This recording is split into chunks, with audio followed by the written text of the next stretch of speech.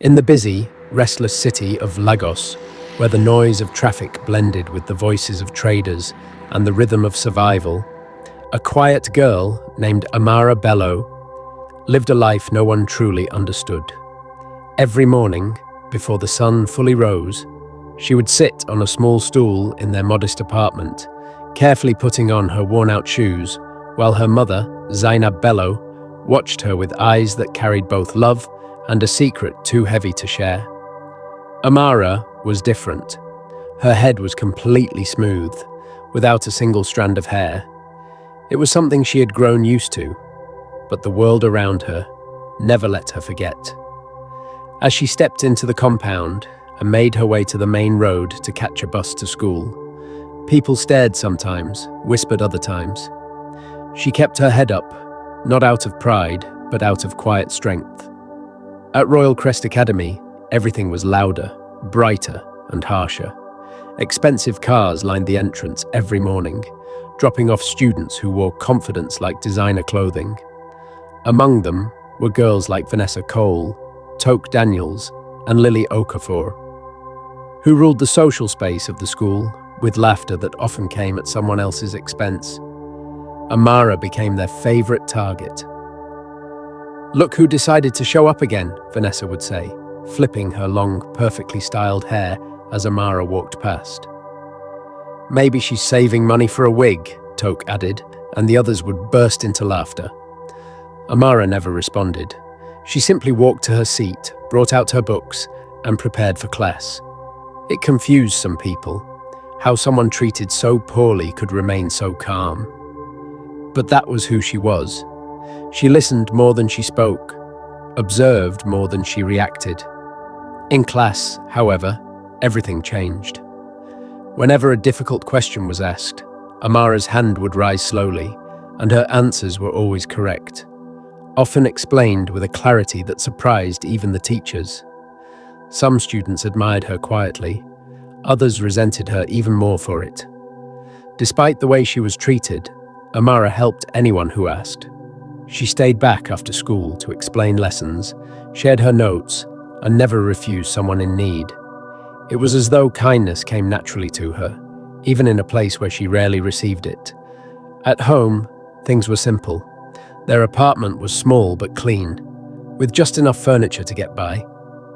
That evening, as rain tapped gently against the window, Amara sat beside her mother, watching droplets race down the glass. "Mama," she said softly, "why are we different?" Zainab paused, her hands resting in her lap. "Different how?"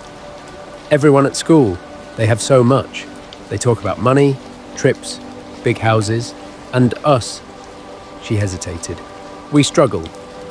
Zainab turned to her, her expression calm but distant. "We live the way we must, Amara." "That's not really an answer," Amara replied quietly. There was a long silence before Zainab spoke again. "Some truths are not for now, but one day you will understand." Amara nodded, though she wasn't satisfied.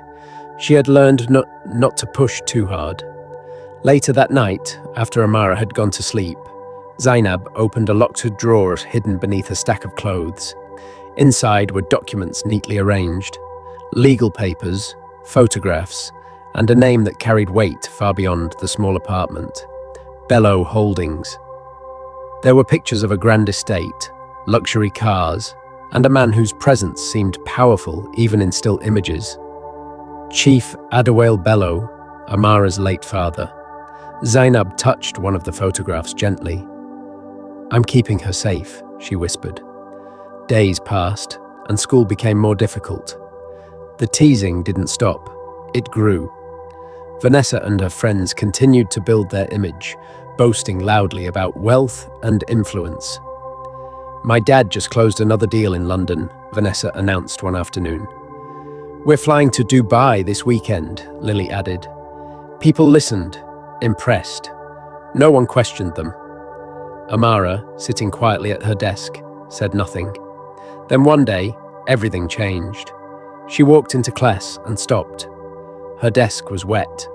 Water dripped slowly from the edge, soaking her books and ruining her notes. Laughter erupted before she even turned around. Vanessa stood with her arms crossed, smiling. Maybe now she'll finally understand she doesn't belong here. For a moment, Amara didn't move. Her chest rose and fell slowly. The room waited. Some expected her to cry. Others expected her to run. Instead, she stepped forward. Her voice, when she spoke, was calm but firm. "You think being rich means showing off," she said, looking directly at Vanessa. The laughter faded. "But true wealth isn't loud. It doesn't need to prove anything. It's in how you treat people, especially when you think they have nothing." Silence filled the room. No one laughed this time. Amara gathered what she could of her things and sat down. Something had shifted, though no one could quite explain it. A week later, the school witnessed something no one would forget. Morning assembly had just begun when a convoy of black luxury vehicles drove through the school gates. Conversations stopped instantly. Students turned, whispering among themselves as security personnel stepped out, scanning the area with sharp eyes. Then a woman emerged from one of the cars. She was elegant, composed, and carried an authority that demanded attention. Her clothes were simple, but unmistakably expensive. Her presence impossible to ignore. It took a few seconds before anyone realized who she was. Zainab Bello, but not the woman they thought they knew. The principal hurried forward, visibly nervous. "Ma'am, welcome. How can we assist you?" Zainab's voice was steady. "I'm here for my daughter." "Your daughter?" the principal asked. She turned slightly, her gaze moving across the students before she spoke the name that changed everything. "Amara Bello." The reaction was immediate. Gasps spread through the crowd. Heads turned toward Amara, who stood frozen, confusion written all over her face. Inside the school office, lawyers presented documents, their tone formal and precise. They explained that Amara was the sole heir to Bello Holdings, a business empire worth billions. Her late father had been one of the most powerful businessmen in the country, and for years her identity had been hidden for her safety. The principal struggled to process the information. Outside, the news spread like wildfire. Students whispered, argued, and stared in disbelief. Phones came out, recording everything. Vanessa stood among them, her confidence gone. "That's not possible," she muttered. But it was.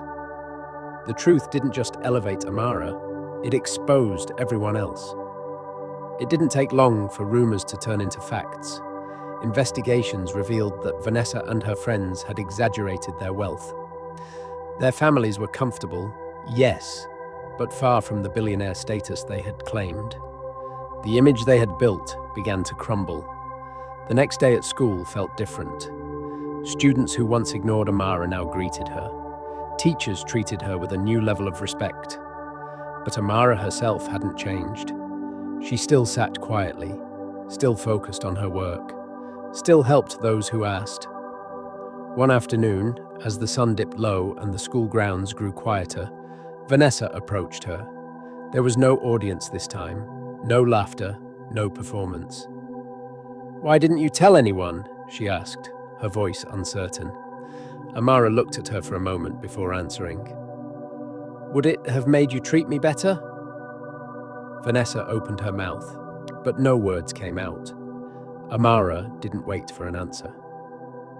That evening, she stood beside her mother on the balcony of a tall building overlooking the city.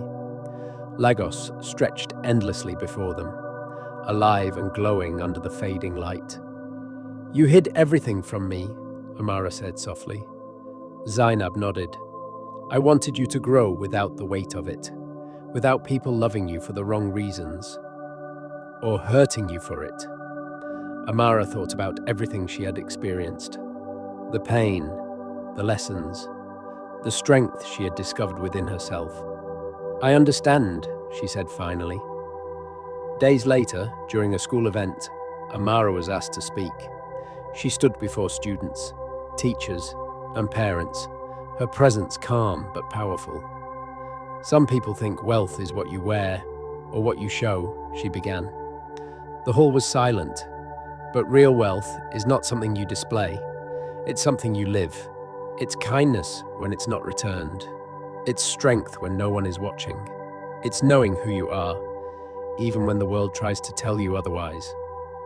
She paused, her eyes moving across the crowd. Some people wear crowns on their heads, she said softly, but others carry them in their character.